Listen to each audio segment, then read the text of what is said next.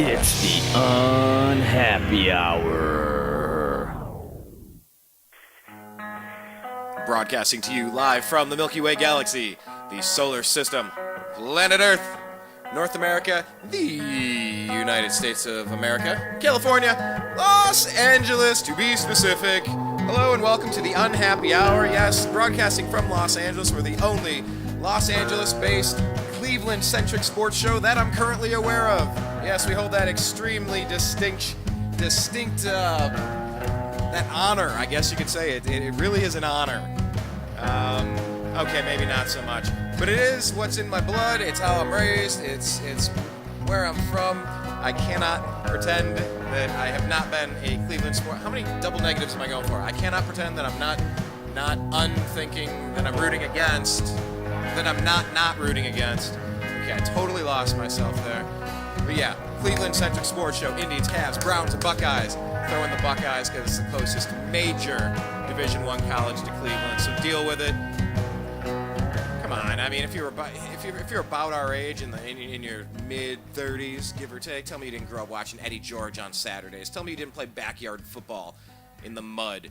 Oh, I don't know, and maybe around October, maybe around Halloween at some point, you're playing backyard football and you got smashed in the skull while you were throwing a touchdown pass, and then you had to go get stitches before you went to the haunted house right around Halloween. Yes, that happened to me. Yes, I've been a Cleveland and Ohio State fan my entire life. And I'll tell you what, the circus is really coming to town. LeBron James, Kevin Love, Kyrie Irving. Don't forget Matthew Dellavedova. That team, I like what LeBron said today, though. He they're talking about the big three. He said, hang on, we're not a big three. We're a team. We're a big team. Or he said something like that. I got to pull up the quote in front of me, but I like that. This is a totally different LeBron James that we're getting this time around, and I'm kind of happy about that. So real quick, if you haven't checked out our homepage, I want you to do that. There's 3.5 years of archived shows there. The new AmericanMedia.com. Or during Buckeye season, I'll say the New American Media. Just like they say the Ohio State University. So check out thenewamericanmedia.com, all of our archived shows. On the middle to the right-hand side, that's where you click on TNAM Radio to listen to this show live when we decide to send out the tweet and the Facebook post, and we go live whenever we just feel like going live, so deal with it. So make sure that on the right-hand side you can click and listen to our show live. Right underneath there is our Facebook feed, or you can do a search for The New American Media with spaces in between and like the page right there from the homepage, or just underneath that, make sure you also take the time to go ahead and follow us on Twitter. We're at American_media_. That's American_media_. And subscribe, youtube.com/The New American Media. Thank you to our 2,000th subscriber. That is yet another milestone. I appreciate each and every one of you taking whatever time you take out of your life to come over and say hello as we talk Cleveland sports. And who knows, maybe we'll throw in some Ebola conversation, if who knows, depending on where the night takes us. But there's also someone else I want you to follow on Twitter. You can follow him at Greg Time. That's at Greg Time. His name is Greg Moore. We call him Dinty. Yes, we do. Yeah, Greg, I went there. Had to do it. But yes, welcome back to the program. Second show ever. Greg Moore. Howdy, sir. Welcome. Oh, had to go with the Dinty, didn't you? Had to. Dinty Moore. It's like soup that eats like a meal, or something like that. I don't think that was it, but I knew I would make it through at least a third show without you calling me Dinty.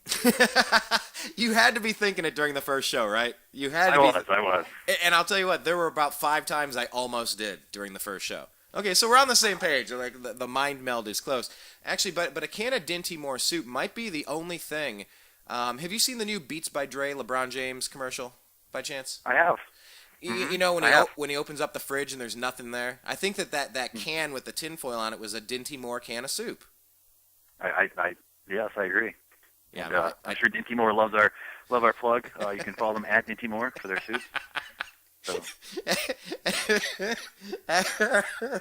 Actually, why don't we look it up while we're here? I'm gonna look up here at Dinty Moore, DINTYMOORE. They spell the same as yours? Yes, correct. Let's see what's at. I thought that's who sponsored this segment. I apologize. At Dinty Moore. I don't know. I'm clicking on Dinty Moore. David M. Moore. At Dinty Moore. Oh. This is someone tracking chat-worthy content since 2013. He's not H.L. Mencken, but he likes to dress up and walk around like him when no one's home. No Stu affiliation here. 70 followers for Dinty Moore. Oh. Okay. That's terrible. I think you need to offer to buy his Twitter handle. We'll do like a Kickstarter so that we can raise money for you to purchase this from David M. Moore and his 70 I followers. think that's a genius idea. I think we're onto something here. Okay. Man, what the heck? No, so I was saying about that LeBron James commercial that it was a can of Dinty Moore soup in the fridge when it says about being hungry or whatever, and showing how LeBron James grew up in Akron and what the area means to him, and this cool song kicks in. I just want to play the beginning of it for you because we have it here. The beginning and the end of this little ditty. 7.2 million hits for a commercial in 3 days. People are choosing to watch a commercial. All right, here's the beginning. Driving down the streets of Akron, showing the apartment he used to live in. Made in Akron sign. Welcome home, LeBron son. Akron is home. This is the city that raised you. I'm so proud of you. Welcome home, son. And then it shows St. Vincent St. Mary High School.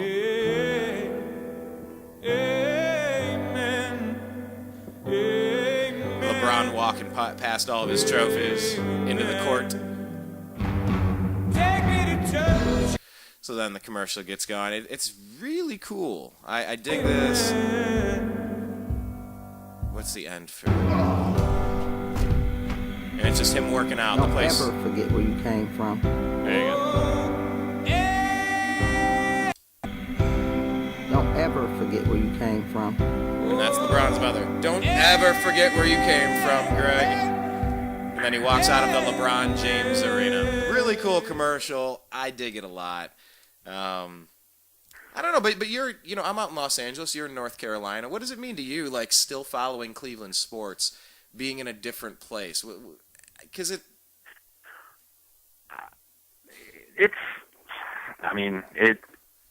I said, I was telling you earlier, like, I listen to WKNR all the time. I keep with it, especially, pretty much now it's all national news anyway, so. Oh, yeah. You still there? Okay. Yeah. When LeBron signed, you see that, for like the first month, they still talk about it all the time, but to see a commercial like that, I wasn't really in Akron that much. I think we graduated high school in Akron, That's right, we did. Ceremony. Yeah, we played. But it's so cool to see because it's good for that area, just especially after I left, like in '99, it got really bad up there, and it's good to see that it's getting attention, it's rebuilding, and LeBron brings so much back to the economy, which is weird to say, but it's true. It really is. Yeah. He's his own economic engine. His revenue generation capabilities are probably larger than that of Guatemala. Yeah. I don't know if you. I'm sure you've seen the old Mike Polk video. Our economy is based on LeBron James. Yeah. Yeah. So. It kind of is. It kind of is. Yeah. No, but it's this whole thing coming back home and playing it at home, and it's one thing to do it if you're Dante Whitner. You've had a good career, very good career. But it's how often do you become a transcendental kind of figure that surpasses sports? We are the biggest name in all of sports. Jordan had that. Maybe Montana, maybe. What are some other names, would you say, some of the highest echelon profile athletes in our three and a half decades? Jordan, Peyton obviously. Manning, Jordan, Peyton Manning, now, yeah. Montana. Wayne Gretzky. Yeah, but hockey's hockey. That sport doesn't come up close to the baseball, football, basketball. So he's the biggest in this thing, but that thing isn't anywhere near as big as basketball, football, or baseball. Right. Baseball-wise, like Mark McGwire was huge. That was because of the steroids, of course. And his Dinty no Moore pun, soup. No pun intended. Exactly. Hi, I'm Mark McGuire. I hit so many baseballs because I eat Dinty Moore soup and take my steroid vitamins. I don't know. Dinty Moore out of this. I don't know why I gave him that accent. That was such a stupid accent. No, but I mean, that's the thing about LeBron. This is the biggest name in all of sports right now. There's no Derek Jeter doesn't hold a candle to where LeBron's at right now. Jeter and his height, nothing even close to this. And for him to come back now and do it the way that he's doing it, and have Kevin Love and Kyrie Irving and a healthy Anderson Varejao and Deion Waiters. Like, don't forget, there is a team in Cleveland. This isn't the LeBron James show. There's actually a team waiting there to play. Commercials like this, it makes me feel happy. Being out here in Los Angeles, these are my roots. Right at the end there, where Gloria James, as LeBron's walking out the arena, I'll play it one more time because that's why I do this show. Oh, nice and quiet. I need a producer. Here we go. Don't ever forget where you came from. Don't ever forget where you came from. And for me, it kind of keeps my connection to Cleveland sports alive, Greg. It keeps my connection with family and friends that are still back there. It keeps it going. I don't feel as isolated as I would otherwise. Oh, that's what I was going to say. I mean, the main thing, like you mentioned, all these other huge sports icons like Jordan and I don't know, all those guys. I said Gretzky, but whatever. They're not from where they played. Like Jordan's not from Chicago. Like LeBron was born and raised in Northeast Ohio. Right. 45 minutes from Cleveland. So, yeah, that's what makes it so huge and why we connect to it. I mean, granted, I think we were out of high school when he was playing. Oh yeah, we had to be. But I was in college. I remember I was bartending at Buffalo Wild Wings at the time, and I watched the ping pong balls, and it was like, oh yeah. I remember being there for the draft and just watching that happen, going, this kid is special. I could never remember that much hype coming from one player. ESPN was covering his high school games. Because of one player. Not just a team is a really good high school team, and here's our ESPN 7 presents this high school versus that high school in North Dakota. Yes, they're fantastic this year, and they got a heck of a running back. No, this is like the LeBron James circus when he was in high school. And it was right down the road, before he even made it to the NBA and started bringing the Cavs back to prominence. That's the local boy, man. It's a big deal. It's a big story. It's a great story. I mean, it'd be an even better story if he didn't leave, but I mean, I guess it makes it better now they came back. But I mean, the fact that he was even drafted by his hometown team is rare. So that took a couple, ping pong balls and a coin flip. I believe we'd be Denver or something like that out of it. So. Yeah, it was the Nuggets. They got stuck with Carmelo. Thank God we got that one right. Or Detroit, who got stuck with Darko. Darko Milicic. I think he officially retired a couple weeks ago. I saw that in the news. I'm like, wow, I totally forgot he ever existed. I think he worked at IKEA. But it's cool. You caught him at the IKEA. What is it? Having some Swedish meatballs in the cafeteria? He's a greeter. Nice. I want to talk a little bit about the Cavaliers. Did you have a chance to catch the game against the Bulls, or have you, any of the preseason activities so far? Because one of my friends sent me a text. It was a text, and he goes, "Man, watching LeBron back in a Cavs jersey is surreal." That was from Clint. You know Clint. Oh yeah. Mm-hmm. Clint Kushner. Yeah, you got it. Yeah, he likes Dinty Moore soup too. He told me. Yeah, he's at Dinty Moore 73. They're filling up fast. Anyway, I did catch some of the Bulls game. Did watch Derrick Rose just run all over us, but yeah, I mean, amazing seeing him back and healthy, huh? Yeah, well, he was like that last year, the year before, and then he tore something else. But no, he looks back to full form, and if it stays as is, I'm looking forward to seeing those two teams in the Eastern Conference Finals or in the playoffs, which is amazing. I know I'm going off a little tangent here, but it's amazing like it was back in the 80s, early 90s when the Cavs and Jordan hit the shot, and it's back to that rivalry. I know, sorry to bring that up, but if you're listening, Craig Elo, I apologize. But, and Craig Elo is listening. Craig, if you're out there having that chunky potato Dinty Moore soup, a little bit of shout out from @GregTime. Make sure you're following @GregTime. No, but you're so right about that. And what I liked about the Cleveland Browns, we're going to get to this in a second because, coming off such a high of just punching the Steelers in the teeth, we beat them in every aspect of the game. We looked fantastic. We looked playoff bound, and it was, oh my gosh, here we go. And then, of course, Ebola hits in Cleveland, then goes to Akron. It's like, yep, Ebola's going to go get LeBron James. I get where this is headed. Thank you, God. Thank you, Karma. Thank you, Universe. Sure, give LeBron James Ebola. The nurse from Dallas goes to Cleveland, drives to Akron to plan a wedding, and kills LeBron. Could you just imagine? No, but I mean, it is very interesting because that Browns-Steelers rivalry used to be so intense, but it was so lopsided for the past 10 years for the most part with Roethlisberger. Now you see the Cavs and the Bulls, except this time we have the best player on the planet, and that's really cool. Yeah, it's like it's amazing to see. Just, God, I mean, it's been what 20 years now. Have we since the shot, I believe, and granted, we're not playing at the old Richfield Coliseum, which would be awesome.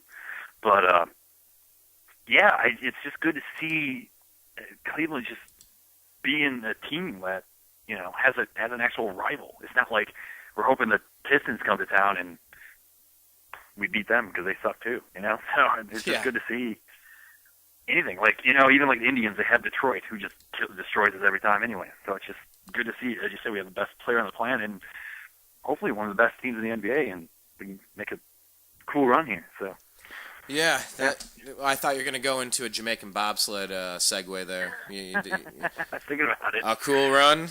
Anyone? A cool run. Cool run, man. Oscar Pistorius. He got sentenced to 5 years today, right? Is that a running joke? That's it. Yeah. Yeah, I heard the defense didn't have a leg to stand on. Oh, that's terrible. Oh, no. Too soon? Man, I don't know how he only got 5 years. That story never added up. Yeah, I got freaked out, so I just started shooting indoors. Okay, man. I mean, come on. Give me a break. Don't we all? Don't we all? Defense didn't have a leg to stand on. That's awesome. All right, so let's get to this Browns game. How much of this do we blame on the injury to Alex Mack? I was just going to say I think that's the number one problem. Somehow they survived the second half of the Steelers game with him being out. Exactly. How did that? Or maybe they were just so demoralized. They knew that game was over by that point. By halftime. That had to be it, because Paul McQuiston is like a matador out there. Like he's just letting people run through like nothing. I mean, this guy was lost. Yeah. And John Greco, once again, like he did off in the Steelers game. I think they have two more linemen that are on their either practice squad or backups that they're giving another week just to learn the plays. But that was, McQuiston, like he was turned around so much. It was ridiculous. I blame that. And then number two, sorry to interrupt. And number two, I'm sure you're going to get into this too, is the play calling. Kyle Shanahan I think he overthinks himself way too much. In what regard specifically? Well, I think his whole system is based on play action. And when the running game doesn't work, he just panics and just passes like crazy. Clinton Portis, I've heard him rag on Kyle Shanahan, and he said when they're down, all they do is throw the ball like crazy. And when it's not working, as we saw this Sunday, it doesn't work. So you look at the rushing attack. This is what the Browns did. They also deactivated our third-round draft pick, Terrence West. Deactivated him for the game because he wasn't finishing his play-action runs. Because you can tell the difference when you fake it to the running back and he's loafing it, and it's like that guy doesn't have the ball. It's another thing when he's chugging and he ducks underneath the lineman, and then the defensive backs can't see who has the ball, and they have to pause, and in that pause, they can get beat by Josh Gordon or Travis Benjamin for a touchdown. So basically, they were saying, bro, you got to fix this. You got to fix this. You got to go harder here. And they didn't like his attitude, and he wasn't working hard enough at it, so they said, you know what, just don't even dress. Or, maybe they dressed him. I'm not certain, but they just said, you're not active today. You're not playing. And maybe... Yeah, I heard he was hopping around, too. Remember Jamal Lewis? He had that problem, I think his second year with the Browns. Like, he would just do that hop step and just dance around the backfield for a while. I think he was doing that same thing too. So Yeah, man, I've seen that, I swear, on every running back in my 2 fantasy leagues this year. Don't even get me started with what I have going on with Chris Ivory and Eddie Lacy and, I've gone through so many running backs at this point. I just keep bench Frank Gore and, run north and south. Go. Doug Martin, just go. Go. Do your thing. Yep. Dip, left, right, bounce, bounce, bounce. No, I mean, the Cleveland Browns had a really good 3-headed rushing attack, or at least a 2-headed when Tate was injured, with Crowell and with Terrence West. But you look at it, 18 yards for the Crow, 36 yards for Tate. You know, these are 2.3, 2.6 averages, flip-flop there, but that's not good. And you're right. If you're basing everything you're doing on play action, oh, Lord almighty. That might explain why Hoyer, he's almost making no mistakes up until this game. And he's throwing interceptions. He missed 2 open touchdown passes. At least missed 2 of them. One to Cameron right across the middle. I forget who was cutting across on the other play. But yeah, it was a different Brian Hoyer that you saw back there too, wasn't it? yeah, I don't know how. I mean, maybe that offensive line shakeup frazzled him a little bit. But I don't know how you overthrow Jordan Cameron in the first place. That's a big dude. Yeah. He threw that thing like into the stands. That was really disappointing. That's something you do when you're trying to throw the ball away, not make a play. Yeah. It's like, bro, he was right there. What was that? I mean, But there were a bunch of balls that were knocked down too. they're knocked down. A lot of drop balls, I felt. It's just like it's tough because a lot of his receivers are like 5'8". Yeah. And they have to go up high for a normal ball that, Cameron or Josh Gordon will, catch right at their helmet there. But, there's just a lot of mistakes in the game, too. I mean, I'm sure we're going to get this as well. The special teams, what's the guy's name at the end of the game? The bounced the punt right off his helmet. The kick returner. Now I'm having the same brain fart you are. Can't think of his name. But let's just say that's like the Brownsiest thing you could do. Yeah. Bounce it off of your helmet. We got Braylon Edwards back there? I mean, come on. Braylon Edwards. It's like, I mean, you had that Jim Leonard back there for every punt except for that one. And the guy, he was obviously trying to make something happen because he took his eyes off the ball, but it bounced right off his helmet. It's like, wow. Yeah. But let's just hope that was one slip up and we can beat the Oakland Raiders at home. Yeah, but before we get to the Raiders, though, I felt like it was time for something different. After the first drive, the first 2 drives of the second half at the most, maybe even at halftime, maybe after the first drive, but no longer than at the second chance the Browns had with the offense in the third quarter there. With nothing happening, I'm sorry. The Browns scored 0 points in the third, 0 points in the fourth. They did even worse in the second half than they did in the first half, and they did terrible in the first half. The defense gave up 17 points in the second half, 7 in the first. Everything got worse for us. Wasn't it time to pull Justin Verlander and go ahead and bring in Max Scherzer? I'm gonna pull Corey Kluber and go with whatever. We were talking about another Indians pitcher. One of and the rest. Playing Charles Nagy. Yeah. Charles Nagy. No, but wasn't it time to bring in Johnny Football? I felt like it was time. I've never felt it this whole season. This was the time. Hoyer didn't have it. What shouldn't they have put Johnny in and given him a shot? All right, I'll give you 2 sides of it here.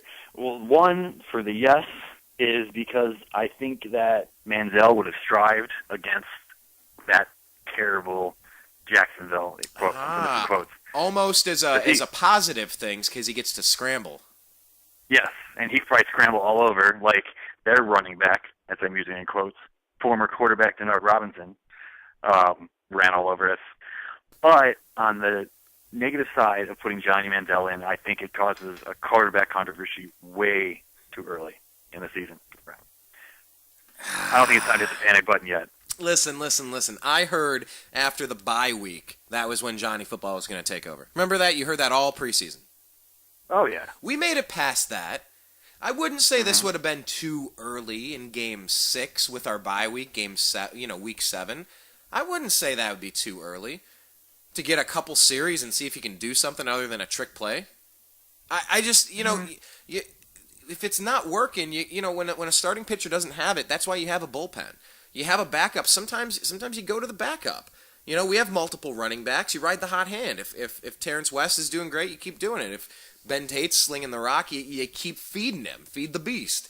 But if it's not working, toss it to Crow. And if he doesn't fumble it like he kept doing against Pittsburgh the other week, I just felt like that was the perfect time to give him a shot. You're saying, though, that was quarterback controversy. That would have been bad news bears all across the board.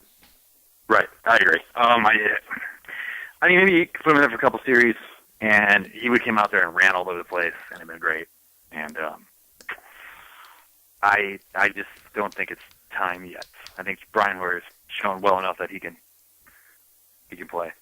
So I know he looked terrible, but I mean, all quarterbacks have a bad game. I mean, how long is Cincinnati stuck with Andy Dalton? So yeah, oh man, and the Ravens with Joe Flacco, and decent. Okay, Flacco won a Super Bowl. I get it. You got to play well, but so did Trent Dilfer. Yeah, and then they're stuck. Joe with Flacco is the prototypical game manager. So you stick with him. Well, I don't know. I don't want to call Brian Hoyer Joe Flacco because they don't have the same arm, but he's a game manager.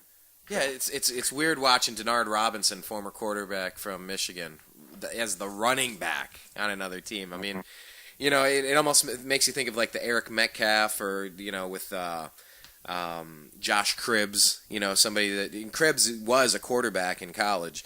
But yeah, if someone's that athletic, you just go flashes. I was going to say earlier, you said that you didn't spend a lot of time in Akron, but we graduated down there, but we also had some Brunswick Blue Devil high school football games in the playoffs down there, I believe. That's right. Yeah. At the Rubber Bowl. At the Rubber Bowl. I was there. In the snow.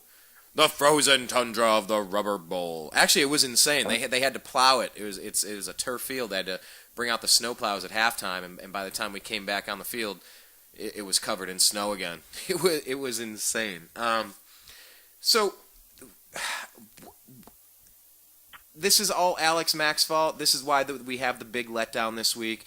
You mix Shanahan in, you mix Hoyer, you talk about the running game, the offensive line, the play calling, Mike Pettin going for it on some questionable why'd you go for it there and not take the points. Is this a team that's trending downward now, or do you think we've hit our rock bottom and that line's going to do nothing but solidify with more practice at getting their new positions down? Oh, wow. That's tough to call. I was telling some people that I thought this Jacksonville was a trap game. It's hard to say that you're looking ahead to play Oakland, but I don't think anyone's ever said that in the history of speaking. In the history of language. But I just think they went down there and just I don't know. Like they were talking on the radio the other day how the Browns just thought it was almost like a vacation to go down there to Florida and the weather was nice and hey, we're going to beat this team up because we just beat the Steelers. And but to answer your question, is it all Alex Mack's fault? I don't think he broke his leg on purpose. I'm kidding. But because of course you do. Yeah, he got his money. I think you do blame on the offensive line. I don't think they were. They're backup linemen. They haven't been working together, and I think that offensive line with Alex Mack was like the third-ranked offensive line in the league. So yeah, it's a huge loss, man. It is huge just loss. a monumental loss. It's like losing your middle linebacker. They say the center position is so much more evolved than it ever has been before, that they really are, other than they're like the second quarterback of that offensive unit. They're like the other middle linebacker to the defense. Yeah. Now, and it gets me wondering, this is something I'd really like to find out from like Tony Grossi or one of these guys that are embedded down there, watching the team's practice. We're talking about practice, man. Practice. Playoffs. Anyway, I'm curious, because I've wondered this, because I would like to be a coach. I actually stopped There was a high school football team practicing the other day around the corner from where I live out here in Los Angeles, and I talked with the head coach. I'm like, I've always wanted to coach defensive ends, and it's toward the end of the season and this and that, we exchange information, whatever. But I've always thought about coaching, and I've always thought I'd really enjoy that and be good at it. But I'm wondering, okay, so you're having your practice, right? You're there in Berea, as the wonderful, brilliant ESPN minds say all the time. In Berea. Yeah. Berea. Yeah, okay. Berea. Akron, Ohio. Yeah, it's Berea. So they're in Berea. How often does Mike Pettin blow a whistle like, Hoyer, out. Out with an injury. In, Manziel, go. And so everybody has to be engaged, and they'll blow the whistle and go, Mitchell Schwartz, out. Go, bring the backup in. Go, now. Like, just practice being ready and getting some reps at different positions so you're kind of ready for that you've practiced it and you're a little more prepared than never doing it. I'm just curious if there are any coaches out there doing that. Is that a... Right. I know that's a really good question. I would like to know that myself. Like, how much time do they spend with twos, or the two, like a certain two playing with the one? I would guess not too much. Right, not too much. But you think they should. I know they have, after this new CBA, they have a limited amount of practice time anyway. We're talking about practice, man. Practice. Not a game. Not a game. I'm talking about practice, man. Well, I mean, I think Allen Iverson's a little different than playing in the NFL. But, yeah, I lost my train of thought. No, I don't. We're just talking about, like, if they would do that. If they would ever do that at practice. If I don't know. And I'm thinking back to my days when I played for, on the varsity team, the varsity squadron, back in that football match. We didn't do that very often by any stretch. So, but it just, you see the damage that happens when you have to rotate these guys around. And that's really where the Browns were strong, but now they're getting weak on the defensive line as well. That was like one of our easy strengths going into the season. And now people are going out. Ruben's going to have surgery now, and you're seeing Bryant out. And I mean, it's really thin on that defensive line, which totally changes everything for the Browns defense now, right? Right. Well, that's which is key too, because the system they run, this defensive system, is kind of like the Rex Ryan crazy blitz from every angle, every down type system. So you need somebody to get in at the quarterback, and you're just leaving, Hayden and Gilbert and Buster Screen out there on an island. Right. And when your quarterbacks aren't playing well and you're not getting any pressure on the quarterback, you're screwed. How about Buster Screen though? I mean, he's making some big plays, buddy. Big plays. Yeah. Or Tayshaun, or Gibson. Gibson, right? Tayshaun. Yeah, Gibson. Yeah. Interception machine. Yeah. How many does he have now? That's 3. Hey, that's 3 more than I have this year. That's a good point. For now. That's 2 more than I have. Why? I got to start eating my spinach or my AKA Dinty Moore spinach soup. Dun-dun-dun.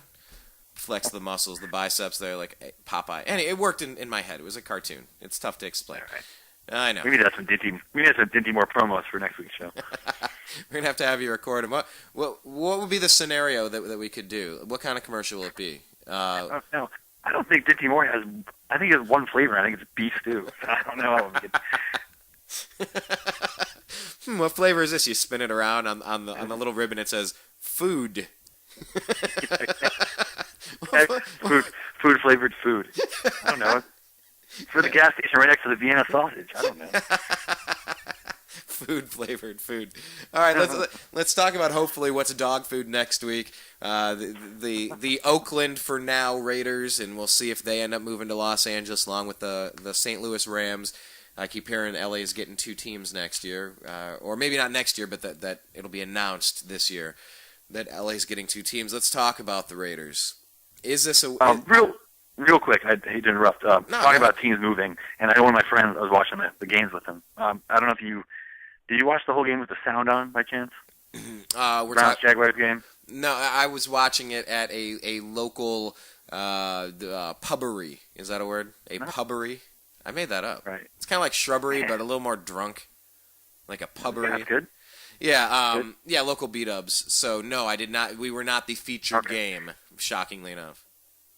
Well, they were on the game mix this week, which is odd. Usually, you have to go find them on another channel. But we noticed that the Jacksonville Jaguars play this really loud horn when it's third down, and my friend's like, "Is that what a Jaguar sounds like?" We're like, "No," and he goes, "You know what that sounds like? Is a London foghorn."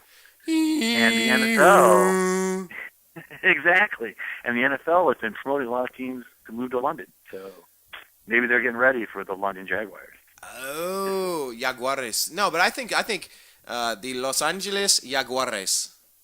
The Jaguares. Yeah, I give it the Spanish flair. The Jaguares. Why don't we just give LA like 4 teams and just get it over with? Hey, I and here's my thing. I will root for a Los Angeles team. You know, I'm a homer. You're not gonna get me to root for the Lakers. I'm sorry. I do pull for the Clippers quasi passively. It was neat watching the Kings win. I guess it was cool. I didn't care, but it was cool. Well, it's good for the city. Like, I mean, it is good for I the live city. in Charlotte, and Yes. I'll cheer for the Panthers to do good. So. It is good for the city, and I've been to quite a few Dodger games, and I root for the Dodgers when I'm there, unless they're playing the Indians, and I've seen at least 2 of those interleague games. I don't care about the Anaheim Angels of Los Angeles or whatever they're called these days. But yeah, I mean, I would totally root for a team as long as it's not stolen from another city. Like, I'm not rooting for the Los Angeles Bills, the Los Angeles Jaguars, because I know what it meant when the Cleveland Browns were stolen and taken to Baltimore. So I can't support that. But if it's the Rams coming back home from where they were stolen, or the Raiders coming back home, I can make an exception there. I can make an exception there for the historical perspectives of it. You know what I mean? Weren't the LA Rams originally stolen from Cleveland at one point? So. Oh, now I hate the Rams. I hate the Rams. Can't stand the Rams. America. Shake my fist at you. Wildly into the air. You. Damn you, a box. My boy is a box. Sorry, going Simpsons. Okay, back to the Raiders now. This is supposed to be a winnable game, you would think. But Yes. We've seen us lay an egg. What do you expect in Greg Tom? Oh, on Twitter at Greg Tom. Okay, what do you expect? Greg Tom. At Greg Tom. What is the spread of this game is my question. Jacksonville, the spread was plus 6 for the Cleveland, minus 6 for the Cleveland Browns, excuse me. When was the last time that the Browns were favored on the road by that much? Like 1964? So, the Raiders are a really bad team. Like, I think they might be worse than Jacksonville. You got Derek Carr starting, who's done what? I can't name more than 2 of their receivers. So. By the way, Browns opened up as 7-point favorites. Wow. At least opened up that way. I'm not sure where they settled in, but opened up at 7-point favorites for now. I don't want to guarantee this is a win, but I could see the Browns coming back very angry, and I don't think Oakland cares, to be honest with you. It's like, it just doesn't seem like. Who did they play last week? I don't even know who Oakland played last week. Oh, Oakland played Arizona. Oh. And then they lost 24-13. That's right. Yeah, Carson Palmer went off against his old team. I don't know. It depends what Browns show up. And honestly, the Browns have shown up in every game except the last one. So at home with the crowd, I mean, I'm sure it's gonna be sold out. And it's been really loud there. So yeah, I guess another rookie quarterback. All right, so we're going with the Browns win. Is that what you're saying? I'll go with the Browns win. Not to cover the spread. Browns by 3 as usual. So Browns 2 to -1. Is that a 3-point? Yes. Yes.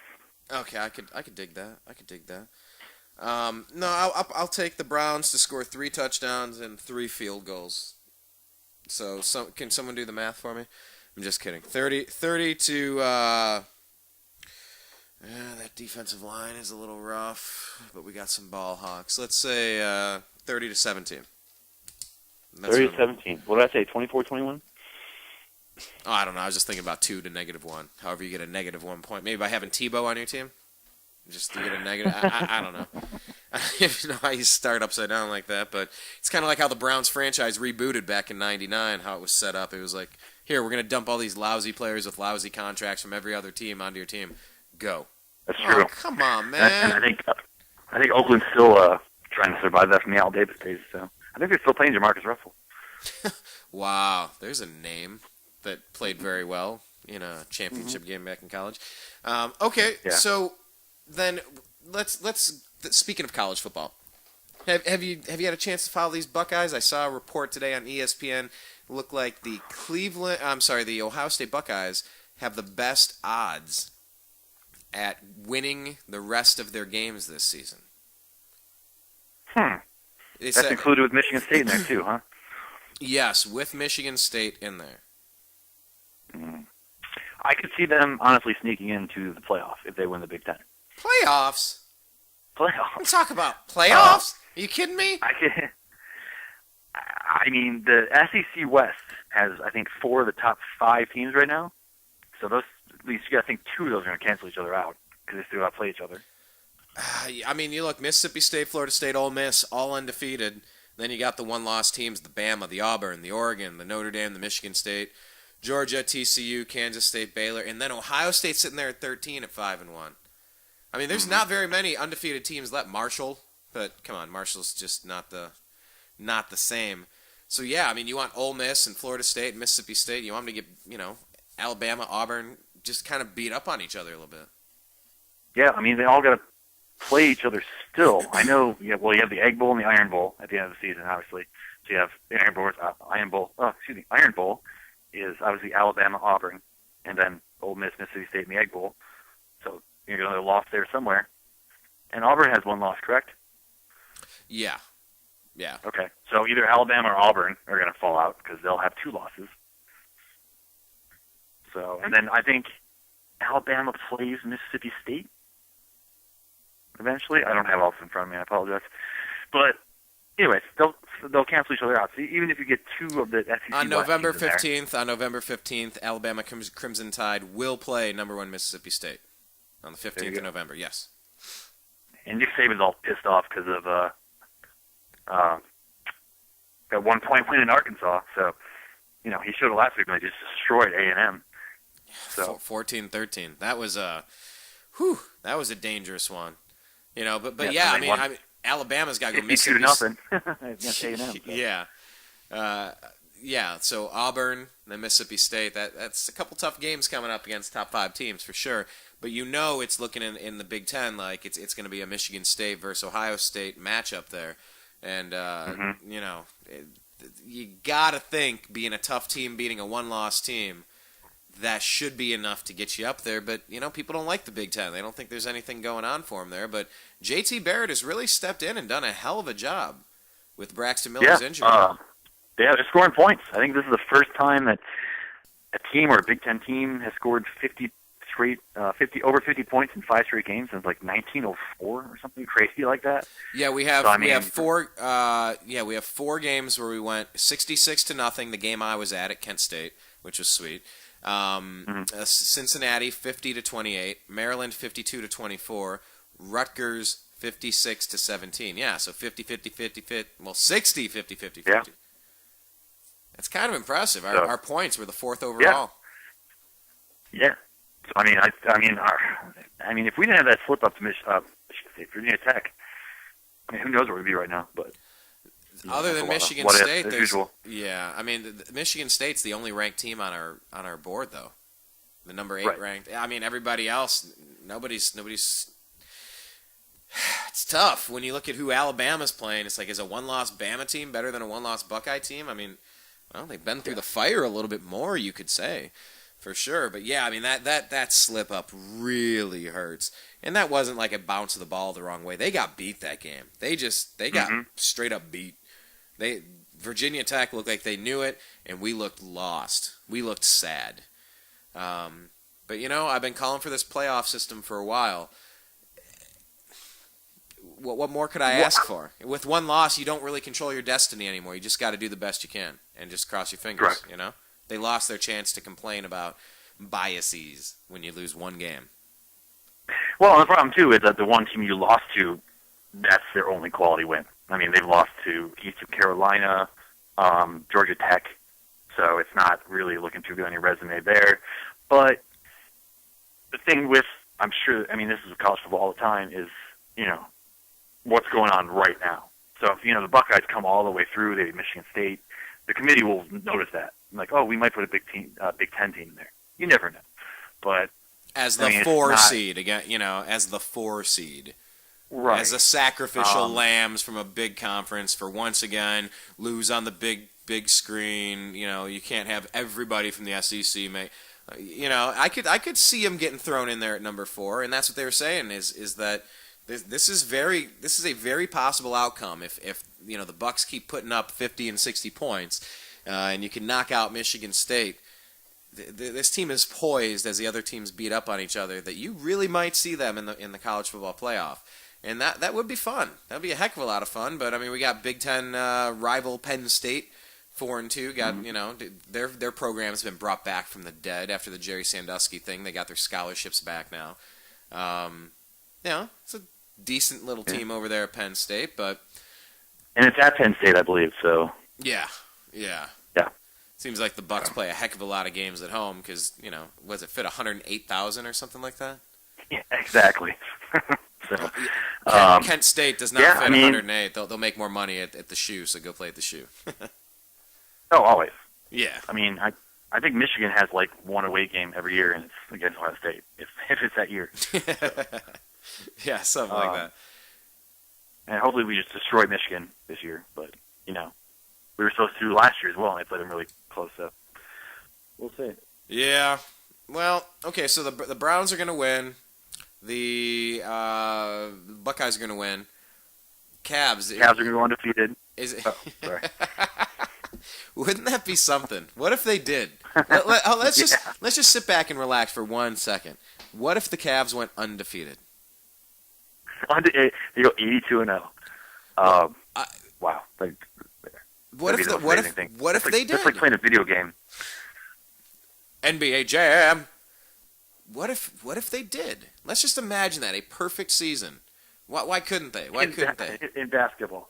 Why couldn't they? I think they're going to rest LeBron a lot because they know they rest all three of these guys a lot because they know they're going to be in the playoffs.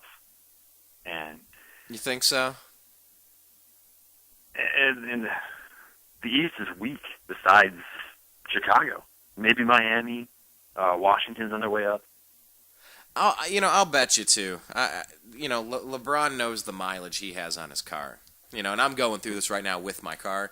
I actually haven't had my car for 3 weeks, and it's getting a new engine, and it's just something that happened. I should have just got a new car, but I didn't know it was this big of a problem until I was already. Yeah, we all love the Durango.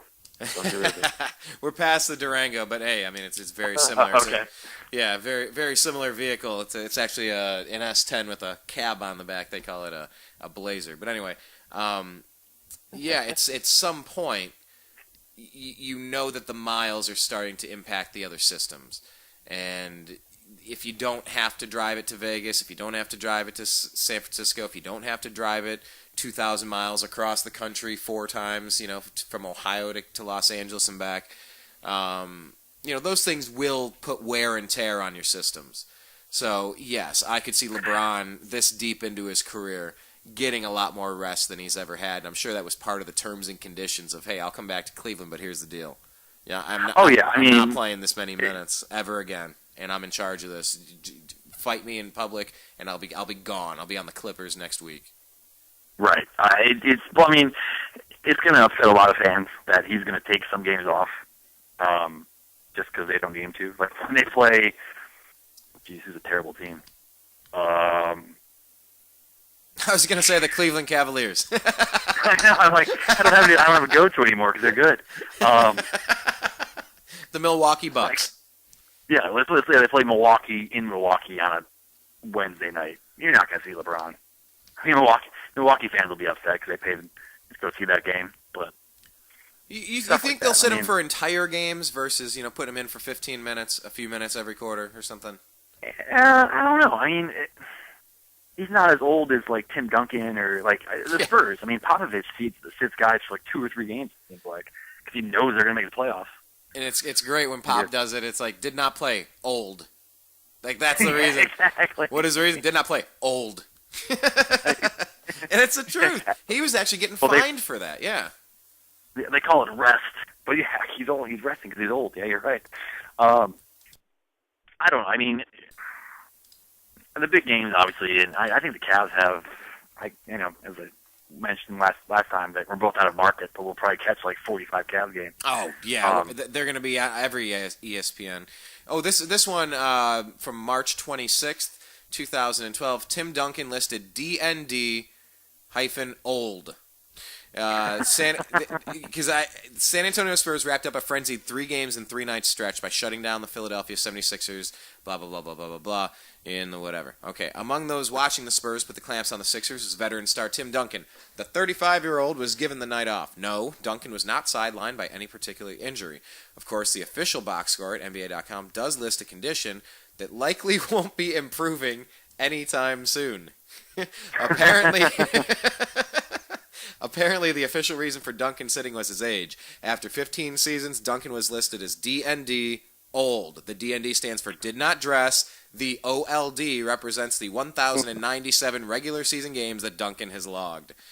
Yeah, did not play. That's old. Good. Yeah, did not dress old. So, that's good. Yeah. Won't be improving soon. I like that. Yeah, it's a condition that will not be improving soon. Yeah, I love when writers actually like nail it with like something witty, something clever. Right, they're just honest about it. Yeah. Yeah. So we'll see what the Cavs do, but the problem is with LeBron in his prime.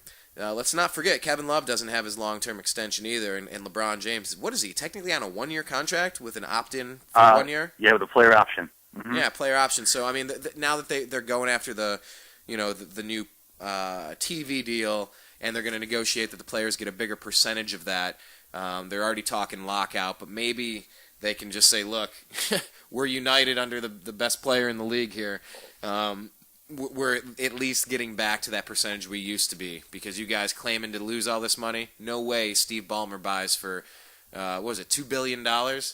And tell me you're losing money. Don't tell me that the Milwaukee Bucks sell for what they sell and you're losing money. Stop it. So hopefully they avoid that. But yeah, they're looking to cash in on their contracts. But that being said, Love isn't committed. He has only been here for a couple of weeks, and I'll bet you they're probably some of the best weeks of his life, other than the Olympics. Don't get me wrong, but you still got to win him over, and you got to gel with your teammates. You really have to be on the court, just like that offensive line with the Browns we were talking about. You got to be there to develop the chemistry over time, and if there's not enough, all of them playing around the same time together thing, that will come back and bite us in the ass in the playoffs, don't you think? Mm-hmm. I mean, definitely, and especially maybe injuries will happen. Kevin Love had some hand issues last year, I believe. Kyrie, I don't think has played a full 82 ever. So, he couldn't make it through a whole college season. So, Anderson Varejao. Anderson Varejao. Deion Waiters is a virus. So, he's. I don't know how many Cavs games have you watched by chance? Like, Deion Waiters is that guy on the playground that will shoot a 3 every time you toss him the ball. Seriously. I actually saw him. Man, I miss playing out on the play. Actually, that's I made it through all my football and tennis. Yeah, I played football and tennis just fine, and then I played a pickup game in college and blew out my knee. That was amazing. Oh, yeah. But what the heck were we just talking about? Virus. Oh, Deion Waiters. Yeah, I was watching out here. The Ebola of the Cavs. The Cavs Ebola. No, but I saw him, I think it was his rookie year when they were playing the Clippers, and he just went bonkers against the Clippers. He was hitting shots. Yes, it was street basketball. It was like the Allen Iverson playing a game of horse against you. Deal with it kind of stuff. So, the kid has skill, but I've really liked the way he's come out of the gate saying that what he needs to do is he needs to study Dwayne Wade's game to figure out how to play off the ball in the manner that LeBron is used to, so he can fit into this team. I think you're going to see a totally different Deion Waiters, Kyrie Irving dynamic. They get to sit back and watch the legend come in, and Kevin Love's going to learn from it too. LeBron is the old, one of the oldest players on the team and the best in the league. So I mean, this team in general across the board is going to get better as they, because LeBron's really like a coach out there on the floor. That's invaluable. Yeah. I just hope LeBron being on their team will be humbling to them. I feel like Kevin Love is a little more humble and just kind of, he just wants to win, I feel like. I mean, I just feel like there's certain categories of personality in the NBA, and people want to win, and then people just want to make their money. Granted, LeBron does both. But, I mean, like with Deion Waiters, I feel like he's just stats. Like, he just wants to look good. Like, I don't think he feels confident that he wants to be, like, the number one guy on the team. And, like, I mean, Kyrie's saying all the right things. He's buying in. He doesn't seem that superficial where he needs his stats. It's just, I don't know. Just watch. I watched, I think, 2 games. I feel like Deion Waiters, like, every time he gets the ball, he tosses it up there, hoping it goes in. But, you know, hopefully LeBron, you said LeBron will play coach and slow that down. But, Yeah. Or David Blatt for all the interviews. But Yeah. I don't know. I think what we're looking at is a team that's going to outscore everybody, but it's going to be like 120 to 110 every night. So. Hey, you know what? I mean, that's what the fans came to see. You want to see scoring, right? Exactly. Yeah, you don't want to see like, what was it, 2006, 2007? I mean, not 2007 when the Cavs. Detroit Pistons. 2006, like a Spurs Pistons 56 to 55 WNBA score game. Pretty much. Yeah, I'd say what the circus is really coming to town. You're still not ready to give Johnny Football any playing time, and I certainly want to see Hoyer in that offensive line step it back up. Don't forget we're getting Josh Gordon back in a few weeks. Right. Let's not forget that's going to totally change everything when he gets back on the field for whoever's throwing the ball to him. But, I mean, it really is an exciting time to be a Cleveland sports fan for sure, and we're going to have to keep doing this. Maybe, every Monday, every Tuesday, we'll figure out something maybe a little regular where we can at least kind of let people know when we're going to do this, if we can coordinate the days and times here. Because, tell you what, man, I don't want to wait until midweek to do a football show after a Sunday game. I might need a day like Monday to not scream and yell and swear, because I'll tell you what, I was really angry after that game. That was pathetic. I'm still frustrated. I'm still angry with it. But I'm a little. You're welcome. You're welcome. Yes, you have calmed my nerves, Greg. It must be that echinacea and ginseng you put in the Dinty soup. It must be fortified with calming non-stimulants. But yeah, man. The point is, I'm saying we need to do this throughout the year. Hopefully, as the Browns march toward the playoffs in a very competitive AFC North. Steelers won again. Ravens winning. Cincy, whatever. But this division is tough, and it's fun. To be the champ, you got to beat the champ. So I don't know. I will kind of toss it to you for parting thoughts on any or all of this as we wrap this up here in the next minute. I'm just going to say, Browns fans, stay positive. There's one slip up. Hopefully, we have Oakland next week and an odd 4:25 start in Cleveland. Guess they want Oakland to feel more at home with another 1 o'clock start. I don't know why. Yeah, but other than that, go Browns, go Cavs, and that's all I got. And follow you on Twitter at? Yes, follow me on Twitter at GregTime. I will be announcing more Dinty Moore recipes throughout. Coming up next week, Dinty Moore brownies. Food-flavored brownies. Food-flavored brownies and pierogies for all the Cleveland listeners. And pierogies. Awesome, man. No, follow me on GregTime for all these hilarious clips that I bring up once a month. They should have paninis with pierogies on the inside of them. Oh, tell me, is there anything more Midwest than that? Okay, Matt. Or maybe a fish fry. Okay, well then, until next week, Greg, appreciate your time. Make sure you follow him at GregTime, at GregTime. Thank you very much for listening to The Unhappy Hour. My name is Brian Engelman, your host. Please follow us on Twitter at American_media_. Search us on Facebook, The New American Media, with spaces between, and like the page. Check out our homepage, thenewamericanmedia.com, and subscribe to youtube.com/The New American Media. Until next time, and we're going to be doing our NBA season preview show with Zach Barris. Yes, you might remember him from such shows as, about 3 years worth. Check out the archives. I appreciate you. I love you. And we'll do this again soon. Till then, avoid Ebola and peace.